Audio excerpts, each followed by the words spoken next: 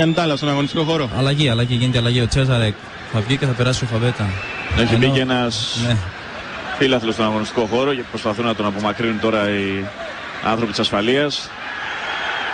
Τώρα αυτό που έκανε ο Μπαστία θα του στοιχήσει και θα δει την κόκκινη κάρτα απολύτως δικαιολογημένα από τον κύριο Κατσιδόνη, διότι χωρίς να του πέφτει λόγος έβαλε τριπλοποδιά στον άνθρωπο που είχε μπει στον αγωνιστικό χώρο, ο οποίος τώρα μεταφέρεται εκτός αγωνιστικού χώρου από τους άνδρες ασφαλείας.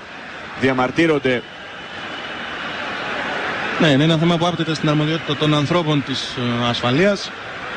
Ο Μπαστία δεν είχε κανένα λόγο να βάλει τρικλοποδιά εδώ. Εδώ θα δείτε τον Μπαστία. Του έβαλε τρικλοποδιά ο Αργεντινός. Είναι μία από τις σπάνιες περιπτώσεις. Ναι, νομίζω δεν το έχουμε ξαναδεί να αποβάλλεται παίκτης για